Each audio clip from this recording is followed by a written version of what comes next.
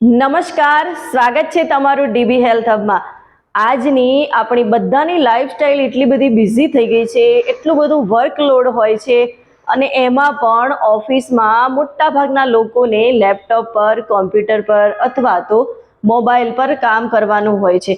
એટલે આખો દિવસ એમનો સ્ક્રીન ટાઈમ એટલો બધો વધી જતો હોય છે અને એમાં પણ ખરાબ ખાવા પીવાની લાઈફસ્ટાઈલના કારણે આંખના રિલેટેડ પ્રોબ્લેમો વધતા જાય છે, આંખોની રોશની ઓછી થતી જાય છે, નાની ઉંમરમાં ચશ્મા લાગી જાય છે, કેમ કે નાના બાળકોથી લઈ અને મોટેરા બધા જ લોકો મોબાઈલનો યુઝ કરતા હોય છે। જોબ પર ભલે કોમ્પ્યુટરનો ઉપયોગ ના કરવો પડતો હોય, લેપટોપનો ઉપયોગ ના કરવો પડતો હોય, પણ મોબાઈલ ઉપર 3 થી 4 કલાક, 5 થી 6 કલાક કેમ પસાર થઈ જાય છે ખ્યાલ જ નથી આવતો। અને મિનિમમ કોઈ પણ વ્યક્તિ હોય, જોબ પર્સન હોય કે ઘરે રહેતા હોય, મિનિમમ 3 કલાક તો એ પોતાના મોબાઈલ પર વિતાવે જ છે, એનો સ્ક્રીન ટાઈમ થતો જ હોય છે અને આના કારણે એની ઇફેક્ટ આપણી આંખોની રોશની ઉપર થતી હોય છે, આપણી નજર થોડી કમજોર થતી જાય છે અને ઘણીવાર તો આંખોમાં ઇન્ફેક્શન લાગી જતું હોય છે અને આંખોમાં ખૂબ ખંજવાળ આવતી હોય છે। આવા ઘણા બધા પ્રોબ્લેમો થતા હોય છે। તો કંઈક ને કંઈક આપણી ખરાબ લાઈફસ્ટાઈલના કારણે પણ આ પ્રોબ્લેમો થાય છે અને વધારે પડતા સ્ક્રીન ટાઈમના કારણે થાય છે। એટલે જ્યારે પણ આપણે સ્ક્રીન ટાઈમ હોય એ સમય દરમિયાન આપણે એના પ્રોટેક્શન માટે એવા બ્લુ લાઇટવાળા ચશ્મા પહેરવા જોઈએ કે જેનાથી આપણને એની રોશનીથી પ્રોટેક્શન મળી રહે। મોબાઈલમાં પણ એના માટેનું બ્રાઇટનેસનું ઓપ્શન આવતું હોય છે, એ પણ આપણે યુઝ કરીએ, સાથે ચશ્મા પહેરીને યુઝ કરીશું તો થોડી આપણે રોશનીથી બચી શકીશું। અને સાથે સાથે આપણે ન્યુટ્રિશનથી ભરપૂર ખાવાનું લેવું ખૂબ જરૂરી છે જો આપણે આંખોની રોશનીને સ્ટ્રોંગ બનાવવી હોય તો, કેમ કે આપણી નજર કમજોર થઈ જાય છે, એના કારણે ઘણા બધા પ્રોબ્લેમો આવતા હોય છે।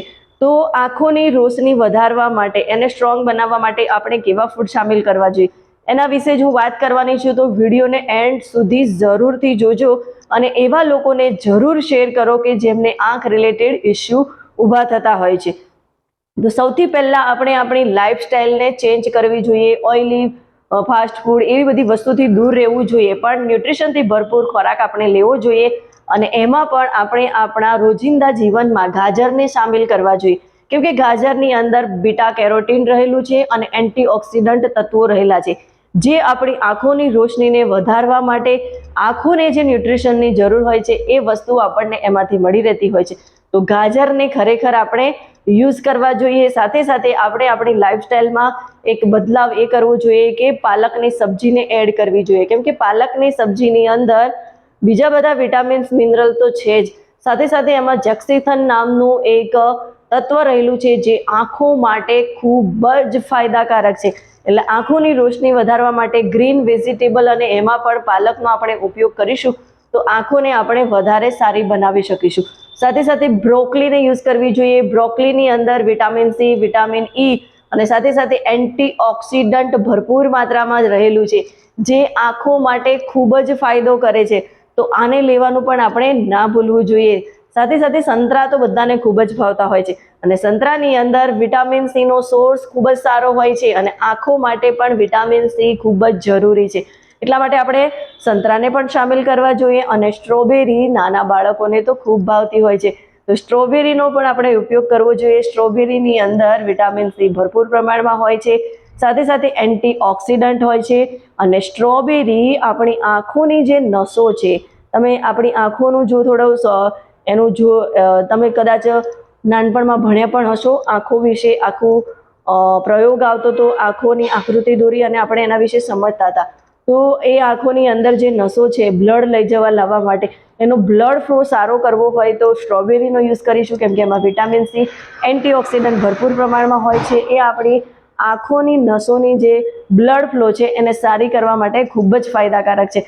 તો આપણે આવી રીતે આંખોની સ્ટ્રોંગનેસ વધારવા માટે, આંખોની જો વિઝન છે એ વધારવા માટે આપણે આવા ફૂડને સામેલ કરીશું અને સાથે થોડી આપણે આંખોની કેર રાખીશું। જેમ કે આપણને વધારે ખંજવાળ આવે છે તો આંખોને ખંજવાળીશું નહીં અને એના માટે આપણે ડૉક્ટરની પણ સલાહ લઈશું કે એમાં આપણે કોઈ ડ્રોપ્સની જરૂર હોય તો એ આપણને ડ્રોપ્સ આપે। આંખોને આખા દિવસ દરમિયાન આપણે થોડા ઠંડા પાણીથી છાલક મારીશું અને ઉનાળામાં તો ખાસ જરૂરી હોય છે, જેના કારણે આપણી આંખોની ક્લીનનેસ સારી થતી હોય છે અને સ્ક્રીન ટાઈમ આપણો જો વધારાનો વગર કામનો કે આપણો કોઈ કામ જ નથી અને કોઈ યુઝ નથી, તો સ્ક્રીન ટાઈમને બને ત્યાં સુધી આપણે ઓછો કરીશું, જેના કારણે આપણી આંખોની રોશની સારી રહેશે અને લોંગ સમય સુધી આપણું વિઝન સારું રહેશે.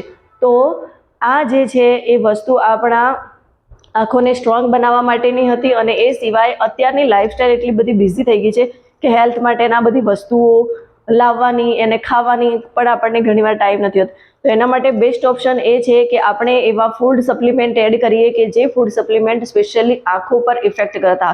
તો એવા ઘણા બધા ફૂડ સપ્લિમેન્ટ છે અને એ ફૂડ સપ્લિમેન્ટ કયા બેસ્ટ છે તમારા માટે એ તમે જાણવા માંગતા હો તો તમે મને કમેન્ટ કરી શકો છો અને હું તમને જણાવીશ કે કયું ફૂડ સપ્લિમેન્ટ તમારા માટે બેસ્ટ છે અને આંખો માટે કયા ફૂડ સપ્લિમેન્ટ બેસ્ટ છે.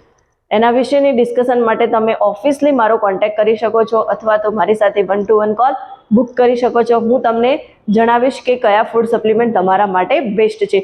વિડીયો ગમ્યો હોય તો લાઈક જરૂરથી કરજો અને તમારા ફ્રેન્ડ્સ ફેમિલી મેમ્બરને જરૂરથી શેર કરો અને સબસ્ક્રાઈબ કરો. મળીશું નવા વિડીયો સાથે. ત્યાં સુધી કુછ કર દિખાઓ એસા કે લોગ બનના ચાહે આપકે જૈસા.